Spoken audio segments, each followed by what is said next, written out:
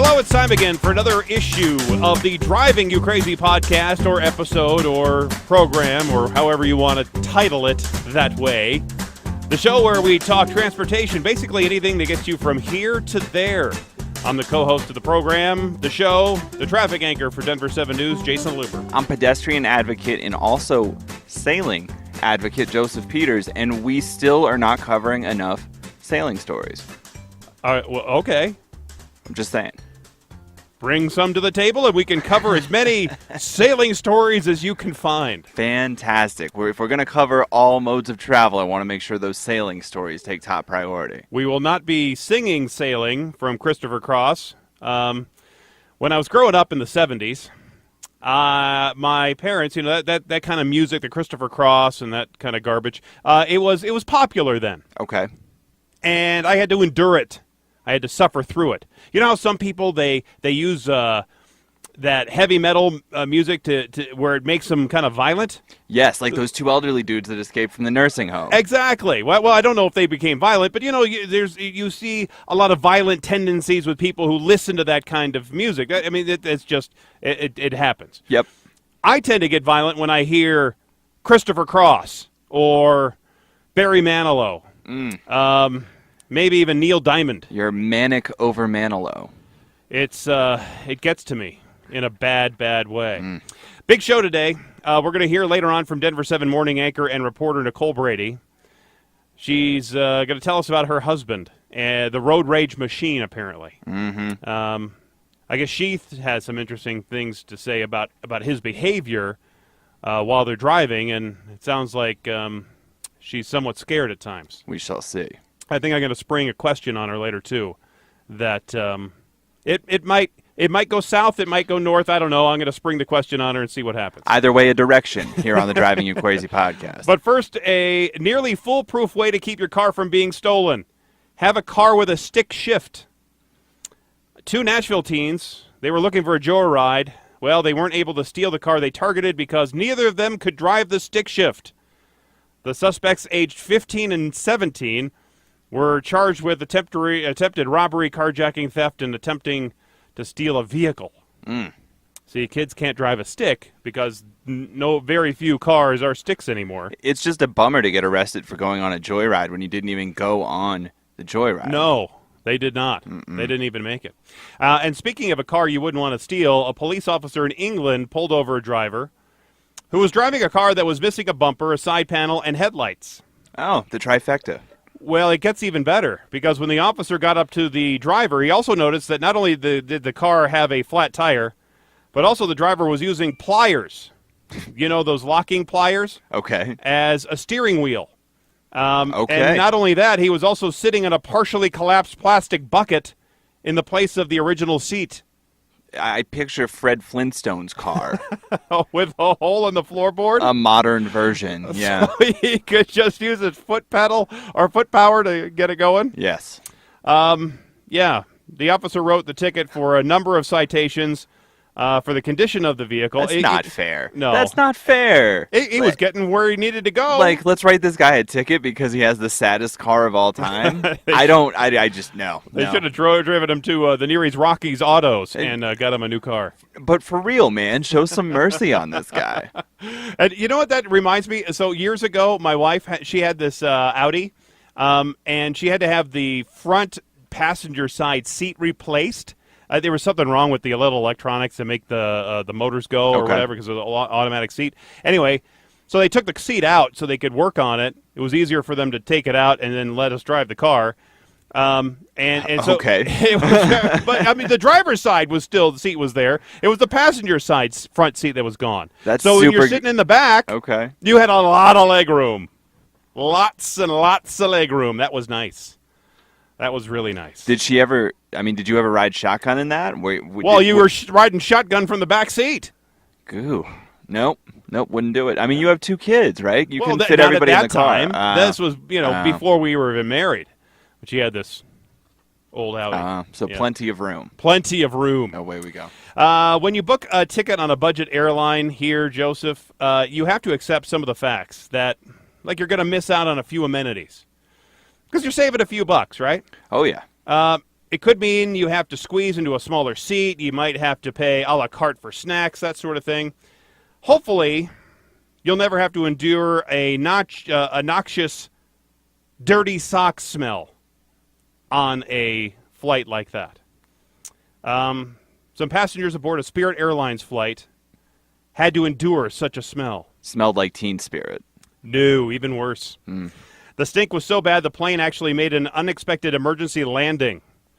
It went down on a Fort Lauderdale-bound flight out of New York's LaGuardia when a mysterious and potent odor similar to that of rancid, dirty socks caused at least 10 of the 220 passengers to experience, get this, chest pains and complaints of burning throats. I appreciate the specificity. It smelled like socks, not egg salad, not diapers. Socks. No, because they said it got so bad they had to divert and land in Myrtle Beach. Was it socks? Well, no. But the thing is, the hazardous materials people came on the plane because they had to evacuate the plane. 10 passengers were so sick they actually went to the hospital. And the hazmat people got on, and they went to check it out, but they could not find the source of the stench. They didn't find a chemical leak or any substance they could track it down to. No stench source. No, so the stench, the source of the stench, I guess, is still at large. It's still wanted. Suspicious stench. Eventually, the passengers were put on a different plane, and off they went. It should, though, still serve as a friendly reminder that it's kind of gross to go shoeless if that's exactly what happened, to go shoeless on a plane. I've seen that where people have taken off their, well, most of the time it's just a flip-flop. But how can you possibly have bad enough feet on your person to get 10 people sick? Well, you remember that one guy who was so sick or whatever, he had some kind of disease that made him stench, and he was stinky, and they had to make an emergency landing in, was it Portugal? Get people off? I don't really know what to say, man. I hope that it wasn't a person. I sincerely hope there was something wrong with the plane, and it was not a person who smelled so bad. Well, maybe it was the person that was emitting some extra gas. That's even worse. Isn't that horrible? Because think about this. If the people are off the plane and the stench is gone, didn't it have to come from or stick to or be from one of the people? Doesn't that make logic sense? Yes. Yes. I've always contended that if you want drivers to stop doing something, like you want to end the problem of slow drivers camping out in the left lane, make the fine for that offense ridiculously high. I'm talking about $1,000 for the first offense, kind of high. Yeah, buddy. Like something ridiculous that nobody would ever pay, that you would advertise the fines, you start pulling people over, they get torqued off, they call us, they call Denver 7, Contact 7, and then we do a news story about it and how high the fine is and how people are so upset about it, but they're still writing the tickets for $1,000 for some left lane violation. Let me tell you what, I don't think that goes far enough. I want them in jail. 24 hours of jail time if you camp out in the left lane. See, and you can do that. You make the penalty just awful. Martha is not going to like jail. This brings me to a proposal going around Bangladesh right now, where the government has promised to apply the death penalty to people involved in some traffic accidents as they struggle to contain mass student-led protests for better road safety. Yep. Liberals. Break a traffic law, and you get the death penalty. What do you say to that? Light the switch? Where's... Any last words? I'll take a ribeye, please. Now, there's been a bunch of protests, apparently, that have been going on for a couple of weeks now in Bangladesh after a speeding bus killed 2 teenagers. And the protests have featured these students that have been demonstrating. And what they want is the government to regulate Bangladesh's chaotic roads. And the students say that one of the problems is that bus drivers in Bangladesh are not paid a monthly salary. And instead they earn commissions based on the number of passengers they pick up, which to me sounds completely ridiculous because you have no control over how many people you pick up. And you have no route either, right? Like I don't know if they have a route. They can't possibly give you an assigned route if part of your job is to go pick up people. That if you're not then you're a taxi at that point. That's insane. Isn't that weird? Bad Bangladesh. Well, yeah. So I guess they earn a commission based on how many passengers they're picking up. So they're driving fast and they're trying to get their route. So it's an incentive-based pay system there in good old Bangladesh. Now, initially, the government dismissed the students' concerns. They now have drafted this law that would make the maximum penalty for accidents caused by reckless driving to 5 years in prison, up from the current 3. But the new law would also allow for the death penalty if an investigation into the traffic problem finds that the death in a road accident has been caused deliberately. Okay. So if you cause a death deliberately while you're driving, then you could get the death penalty. I mean, is that much different than first-degree murder here, right? I mean, because that's still the same premise that you deliberately cause someone else to die. You could have vehicular homicide here, where you kill somebody while you're driving the car, and you don't only go to prison for a couple of years. Yeah, but if I run you over in a parking lot and we had just gotten into a fight, that's definitely first-degree murder. I would say they'll go vehicular homicide. There's no way. Yep. Bring in the DA. Well, we don't. Yeah, exactly. Let's go to the DA. We're both legal experts. We should have this discussion. Now, since the start of these protests, tens of thousands of kids have been blocking roads in different parts of Bangladesh, and the students issued 9 demands, including this death penalty for reckless drivers who cause death, the construction of more speed bumps along the major roads, but we've already talked about how speed bumps don't work. Right. And they also want the overall enforcement of traffic laws to be increased. And like we said, we probably need to also increase those fines too. Well, but I mean, just increased enforcement, I think, would be enough of a deterrent for some people. If all of a sudden all of your friends are getting busted for something, you're probably not going to do it very much anymore. Probably not. Well, here on the Driving You Crazy podcast, we like to help people out with expressing their emotions. Absolutely. We like to allow people, if they have rage, to express their rage, and therefore they won't maybe take this rage on the road. Good idea. Joining us now to talk about some rage that she feels because of somebody else, frankly. Not us. No, not us. Yeah. We are not the ones giving her the rage. Please welcome the lovely, the talented, the podcast #1 on the fan club page there, Nicole Brady. Thank you. Yes, usually I find listening to this podcast very soothing in the car. I recommend it to soothe your road rage. Listen to the Driving You Crazy podcast because you're right, it is a way to kind of vent the anger in a different form and kind of get it out there. But yes, we've been talking about road rage a lot in the news lately, and it brings up a long battle I've faced with my husband. Now, my understanding is that men in general get more angry on the road. Is that right? Yes, I think that's true. Just because men are men and we're more aggressive in general, and so I think that we do have more rage, and we express that rage in ways by aggressive driving, fingers, that sort of thing. Yeah, and okay. I'm already getting a little See, here we go. here just thinking about it. Because you were telling us one day that your husband actually does crazy things on the road and then makes you as the passenger, because typically when a couple is out driving, it's the guy driving. Is that the way with it is for you? Absolutely not.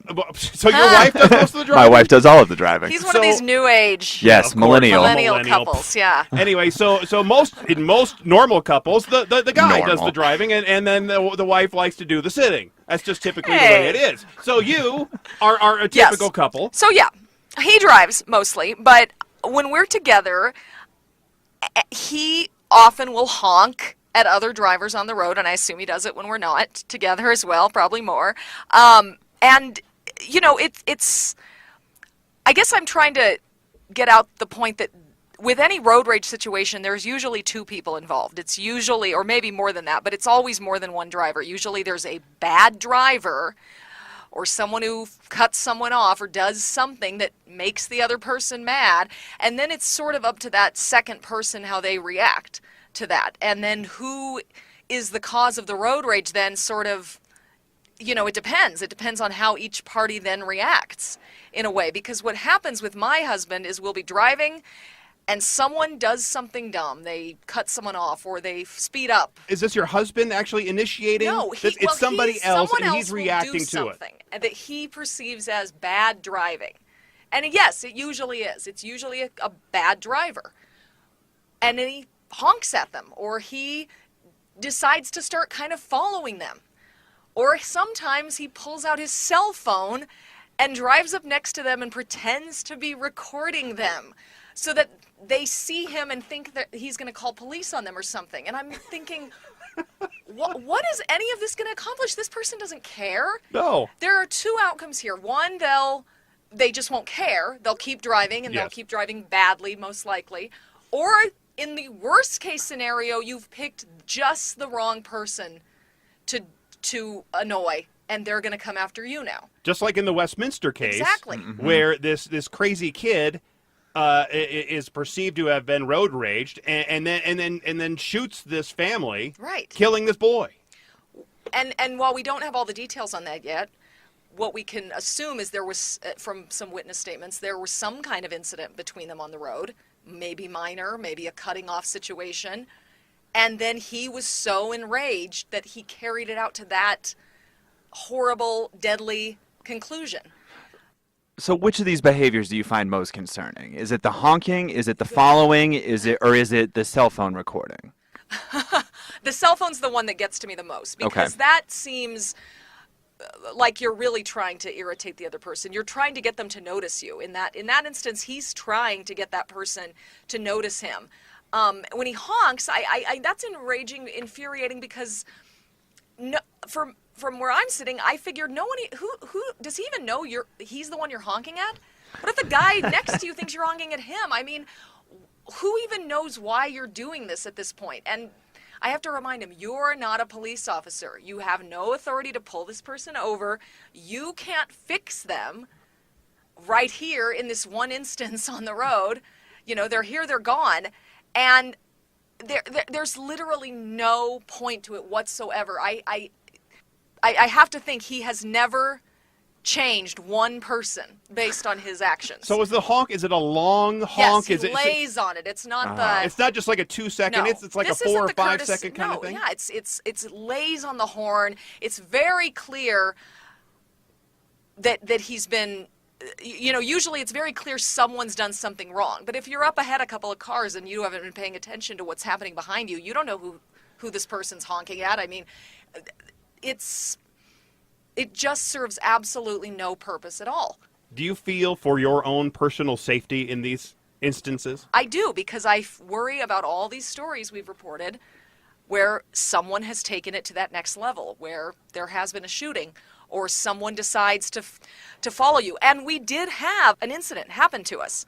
We were driving in Albuquerque when we lived there. I was pregnant with my first daughter. Oh, no. And we're driving down Central, the main street there.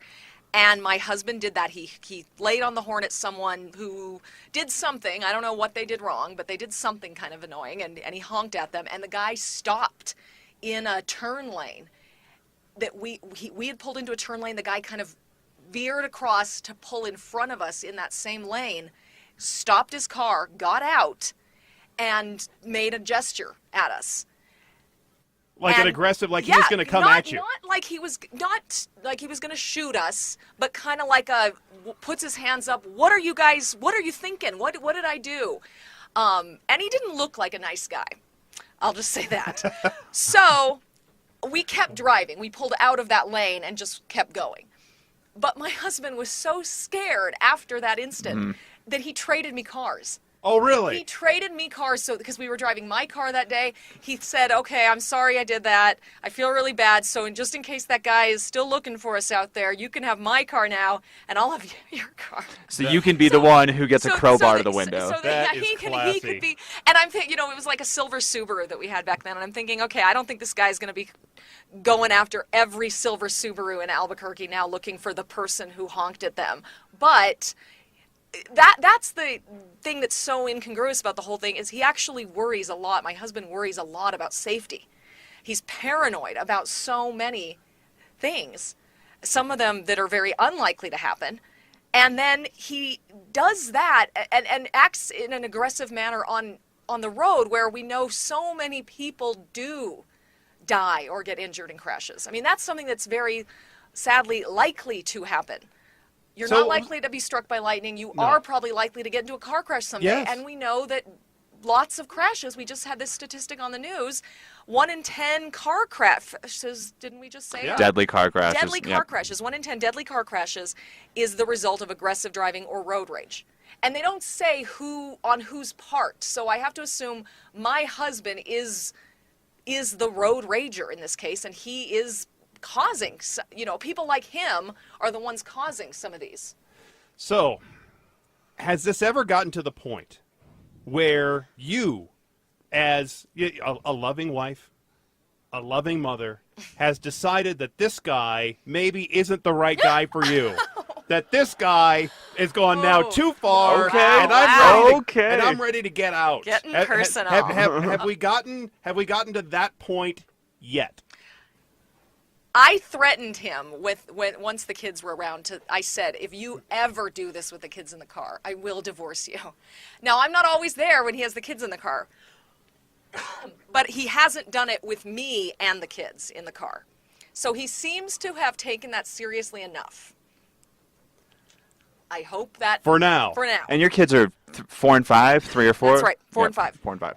So, if he, with you and the kids in the car, had a lapse in judgment, somebody just made him so torqued off that he reverts back to his bad driving ways. It's bad enough with just you in the car, but having the kids and with the ultimatum, are you ready to go through with this, or is this just a veiled, empty threat?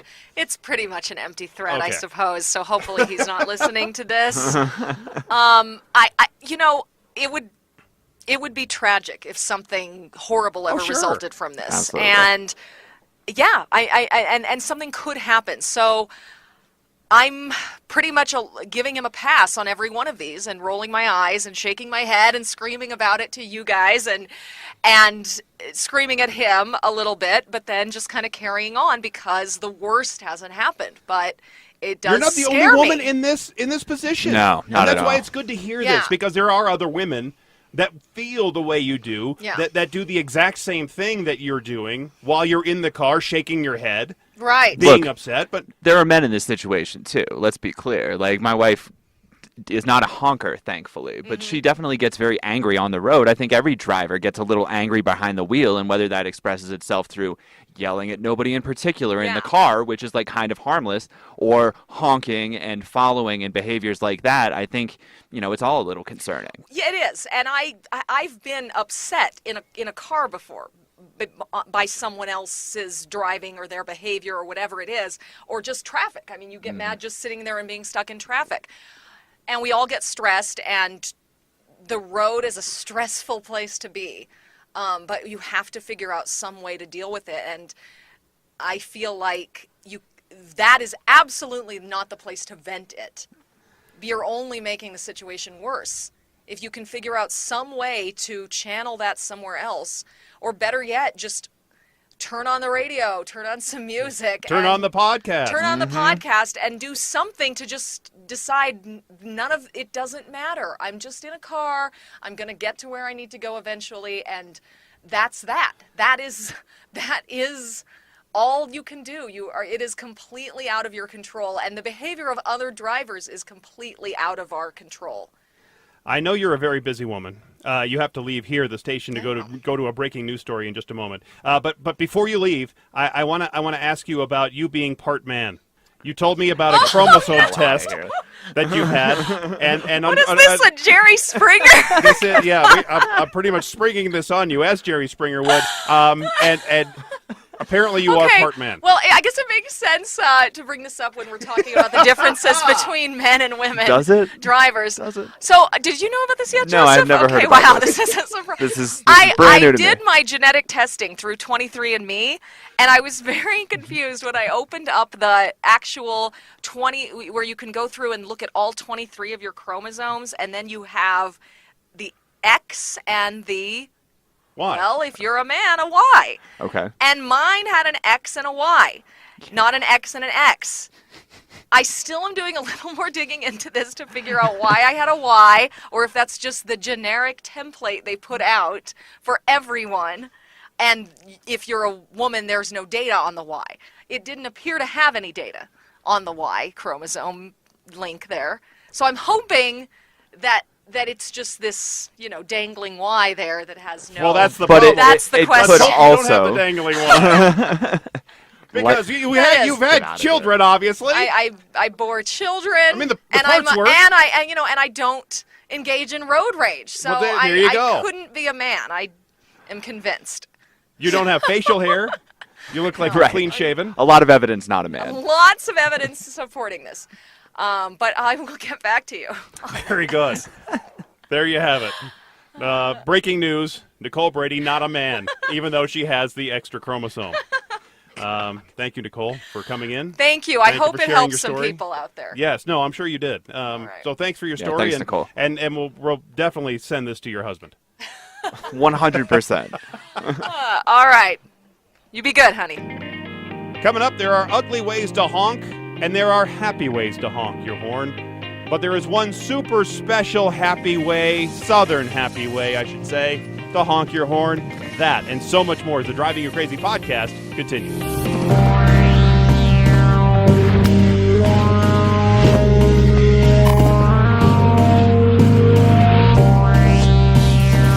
Hi, I'm Connor Wist, and you're listening to the Driving You Crazy podcast with Jason Luber. People say, you get up at 2 in the morning to do this? You must get used to that by now. No. We hate getting up at 2 in the morning. We hate being here at 3 a.m., except we like our jobs and we like the people we're working with, and we have a lot of fun. We should probably sell tickets to the show during the commercial break. We couldn't air all that material, could we? But it's still a lot of fun, and we're just committed to making sure that, you get you started off on your day correctly. So it's worth it to us to get in here before the sun even comes up to put it all together for you. Mitch Jelniker, only on Denver 7. Every once in a while, something that people may not know is that the amount of dancing and messing around that goes on behind the camera, like right before we're about to go live, like a lot of times I will be ready to deliver a snow report and I will be dancing just to keep warm, and I just really hope the camera doesn't come to me early, because one of these days the people of Denver and around the metro area are going to get a surprise that will change their lives. Jason Grenauer, only on Denver 7.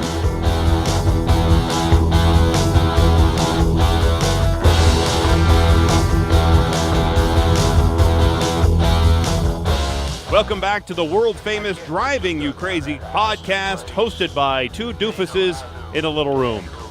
Yeah, yep. Basically, that's the way it is. Please rate and review our podcast on Yes. Apple or whatever your favorite podcast platform is. And if you want to reach out to us, have long arms. And also, don't touch me because I don't like hugs. There you go. But otherwise, you can get a hold of us at Denver 7 Traffic. And Joseph Denver 7. Just during that commercial break, I was checking my email, and I saw this story come through the newsroom. It was from the Aurora Police, and the information from Aurora Police says that it basically says that there was a guy in a pickup truck that he was pulling a camper trailer, and he backed up out of this parking lot, backed into a sedan. The driver didn't notice, I guess, or maybe didn't care that the camper hit this car, and he drove off. And the driver of the car, obviously a little bit upset, followed the pickup, tried to get him to pull over. Eventually, the pickup driver did pull over, and a man and his wife, who were in the car, gets out to talk to this guy in the pickup truck. And I guess words were exchanged, and then the driver of the pickup decides enough of this, puts it in gear, makes a U-turn, and unfortunately, during that U-turn, the woman who was outside the car gets caught somehow into the trailer and gets run over by the trailer and then dragged for a couple of blocks That's awful. under the trailer. It's horrible. And then her body came loose. Oh, And there were a bunch of other drivers and people who watched what was happening. They called 911. Police arrested the driver.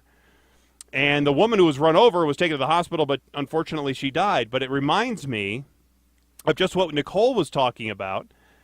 But I mean, obviously in this case, it wasn't a road rage. It was, I guess, a crash in a parking lot. So I guess it's a little bit different, but it does remind me in that sense that there were these two different groups in two different vehicles who were obviously getting heated, I would think, to make the pickup driver turn and leave. Right. And it led to the death of this woman.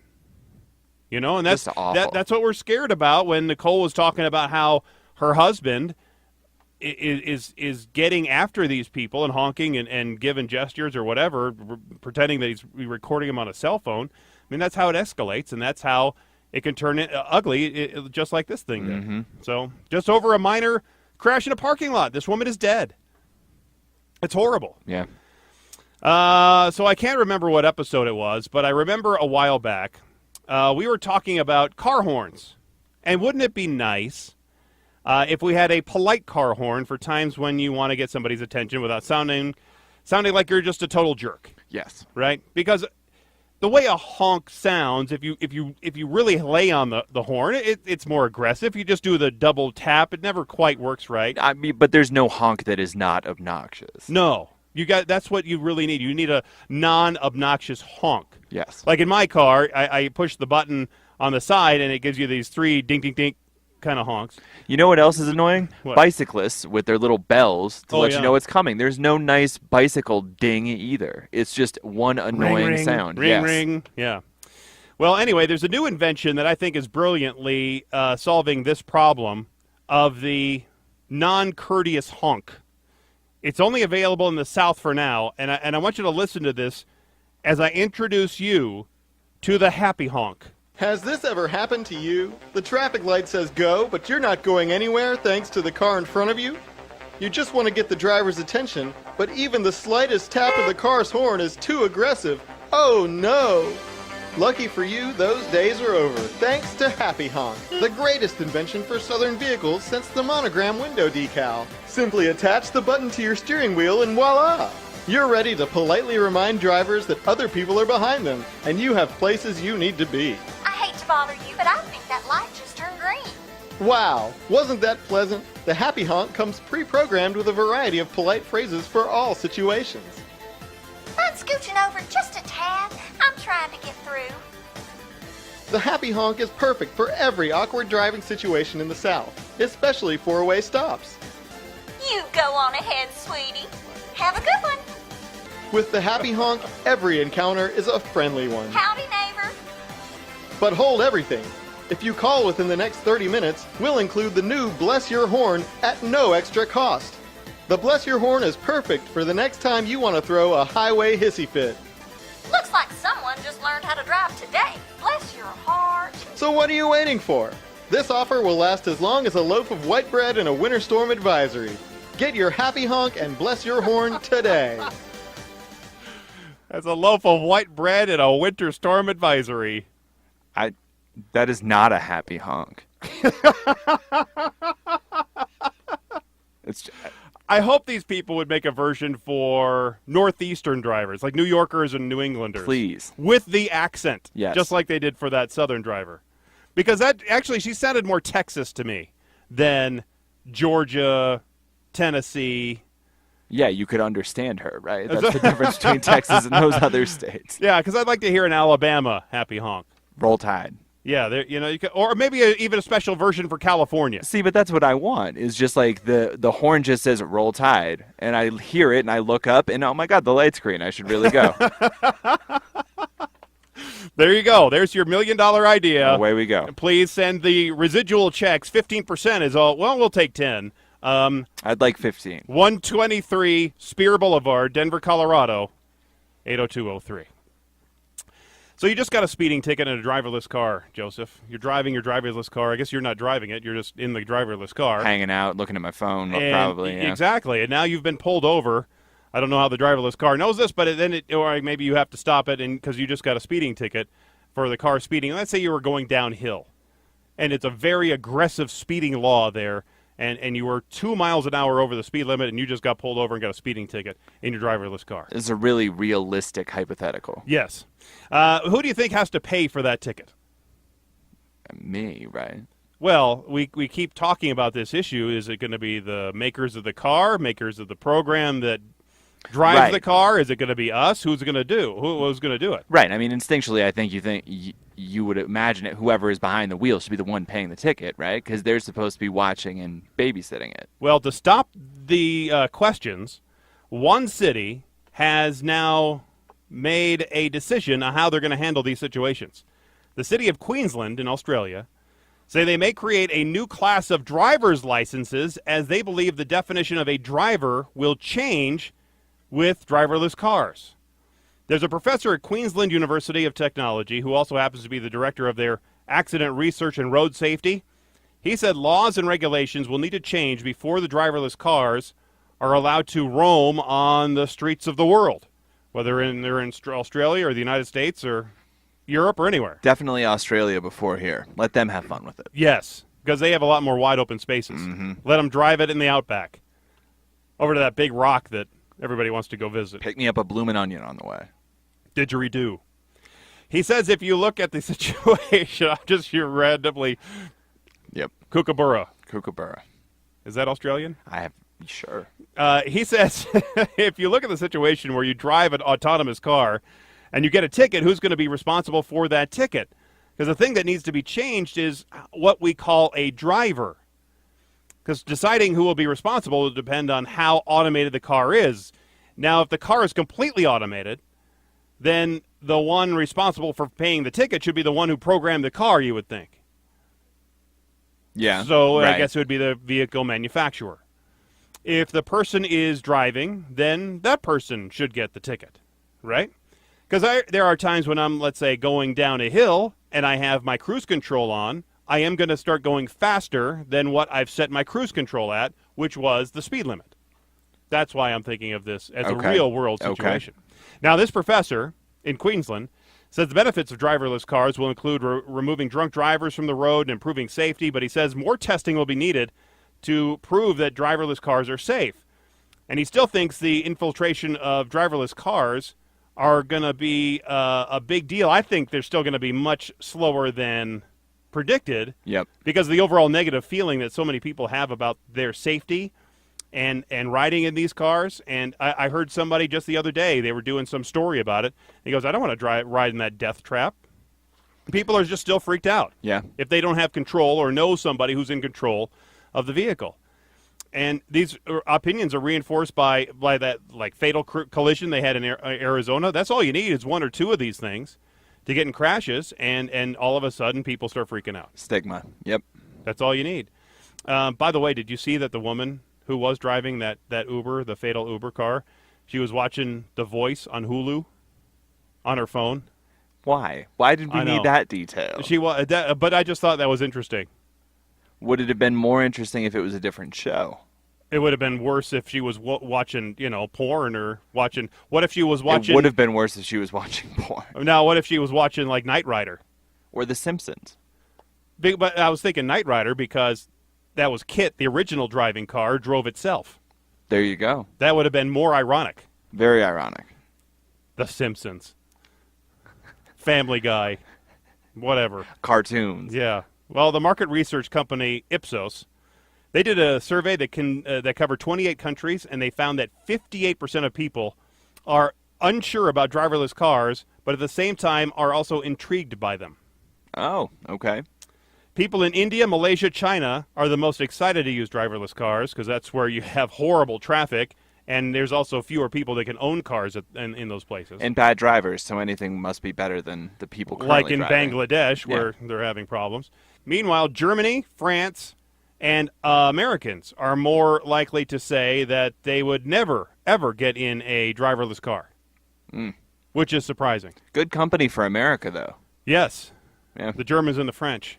One of the main issues with the cars is that there's going to be a transition period, I think, where there's going to be fully autonomous cars. So until we get to that point, there's going to be a series of some autonomy coming to cars. You already have it in some cars. Yeah, I mean, we've talked about this in the past, how cruise control was the first step towards autonomous vehicles. And really, it's just a sliding scale that we'll get into over the next 30 years. And he thinks, really, this professor in Queensland really thinks that the driver's licenses are going to need to change Because if the car is automated, then there's really no need to have a quote-unquote licensed driver, because you don't have licensed passengers in taxis, in Ubers, right? If you're being driven around, you don't need a license to operate the vehicle.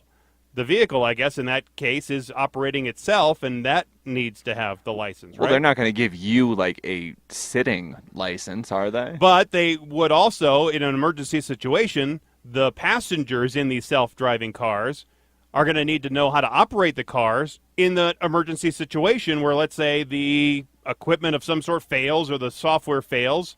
There's a crash of the mechanism that makes it go, and so you're going to... But if you're just some random jackball getting in the car from here to there across town, you're not going to know how to operate that car. So most of us, Yes, basically, almost nobody will know how to operate a car. There are so many different these questions that I'm researching, and it's fascinating to think about how it's going to work, and it's got to be really, really safe. So all these people are talking about, we're going to get into these self-driving cars in about 2 years. Not going to happen. It's just not going to happen. Well, the Australian Transport and Infrastructure Council recently agreed there should be national laws in Australia about driverless cars, including determining who should be responsible for their operation, and other countries like here in the United States were doing the exact same thing. Well, there you go. There you have it. And Joseph, do you want to die while you're driving? No. Well, you do? No. I know you do. No. I can help you do that. Is that Kill a threat? yourself. What are we doing? I watch it. If you want to die while you're driving, I can help you do that. Jesus. I can help you right now. Yeah, Jesus behind the wheel. Because you're so adamant about dying behind the wheel, I have right here in my hands some information about the deadliest cars to drive right now. The Insurance Institute for Highway Safety, they conduct this research every year, that they determine which cars you can drive are the deadliest on the roads. I just think my views of what I value in a vehicle are being misconstrued by Mr. Luber's statements right now. This is based on the fatality and safety records of these vehicles, and from the lowest ranking to the highest, here is a list of the vehicles that proved to be the most fatal. So here you go. These are the ones you want to buy, Joseph. All right, the Chevy Suburban. It's unfortunate that such an enormous SUV has such a bad road fatality record. I mean, that is a tank of a car. According to its E86 record, the Chevy Suburban road carnage toll is about 60 driver deaths per million registrations. Is that what they called it, the road carnage toll? No, that's what I'm calling it. Okay. Just clarifying. This involves both multi-car and single-vehicle crashes for the Suburban, by the way. Okay. The Chevy HHR. I'm not sure exactly which kind of car that is. I guess it's that retro-styled, high-roofed, 5-door passenger thing. I think it's a station wagon kind of thing. So you actually know exactly what kind of car it is. Something like that. Okay. You look it up. Okay. The HHR Chevy. It's ugly, and it will kill you if you drive it. How about that? Away we go. Let's just leave it at that. The Nissan Cube. I've seen those. Ranked number 10 on this list, and ranked among the most embarrassing cars from the last decade as well. I was going to say, that's a top 2 most embarrassing car. Yeah, and despite its ridiculous shape, based on the stats, the Cube stands at 66 driver deaths per million registrations. Ford Focus. This is one of several small 4-door cars that are risky to be in during a crash. The Honda Civic as well. They've claimed the lives of drivers both in single and multi-car crashes. They have 76 deaths per million registrations. The Chevy Silverado pickup is the one few pickup on the list. Interesting. Yeah. No F-150. No F-150. It's a 4-wheel drive truck, and it's the deadliest of all the pickups you can drive, the Chevy Silverado. The Chevy Camaro, GM's pride and joy, responsible for 80 deaths per million registrations, and it's worth noting that Camaros did not appear on previous lists. Interesting. Okay. There is then the Hyundai Accent Coupe in 5th place, responsible for 86 deaths per million registrations. The Chevy Aveo, how do you say that? I think you nailed it. There's a lot of Chevys and GMCs. I was going to say, it does feel like we're seeing GM here. Yeah, a lot of GM cars on this list. It's been a death machine for many years, apparently. It's been a super high 119 deaths per million registrations. Now, it might be because these are very popular vehicles. They're fairly inexpensive vehicles for some of them. Well, but because it's a per million type thing, right? Right. We're not so much beholden to how many of them are out there. We're just measuring how many per. And so, I don't know, I'm actually kind of intrigued to see how many of these smaller vehicles are on there, because we just did a whole piece about how the larger vehicles are more likely to be involved in fatal car, vehicle versus pedestrian accidents. Right, and most of these cars are cars and very few trucks or SUVs, anything like that.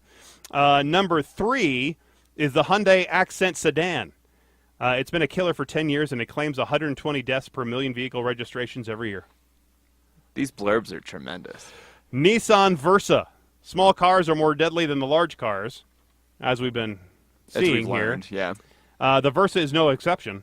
Number 2, with 130 driver deaths per million registered vehicles, and the deadliest car you can drive if you choose to be so risky, the Kia Rio. Wow. The Kia Rio. I always knew people who drive Kias are crazy, but I feel like this confirms it. This does, because the Kia Rio is it's mostly used as a rental car. Did you know that?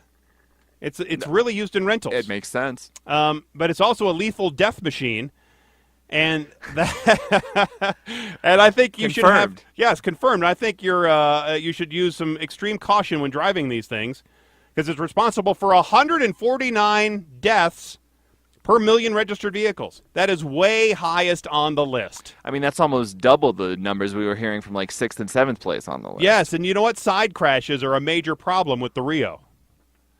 Interesting. So they are not the safest one. So if you want to die in a car crash, get a Rio, a Versa, an Accent, a Veo, Aveo.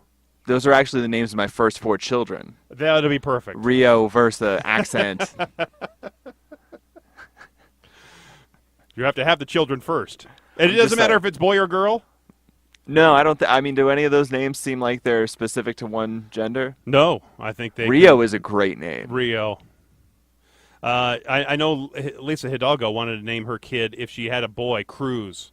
That is a great name as well. Cruz Hidalgo. Cruz is not in existence right now, as far as I know. Yet. It's funny because that reminds me, anytime there's a news story, so our wonderful producer, Deb Stanley, and I think the other producers do it too, but they always use, let's say there's a road working crew that is out doing something. They say, crews are doing this and crews are doing that. Yep. Right? Guilty. So I always rewrite that. Always. Because I'm thinking, crews working on which one? Tom? Penelope? Ted? Ted. Definitely Ted. Ted's one of the busiest men in America. I mean, there's a lot of different cruises out there that... Cruz Hidalgo, potentially. Cruz Hidalgo. Out there doing construction work on I-70. There you go. There you have it. It's a little producer tip for you. Don't use Cruz. Don't use Cruz. Thanks again for being here listening to this mess of a podcast. We appreciate your rating and reviewing and disliking us as much as we do. Mess is debatable. Until next time, I'm Jason Luber, the traffic guy. I'm cruise enthusiast Joseph Peters. Be safe, and as always, happy motoring.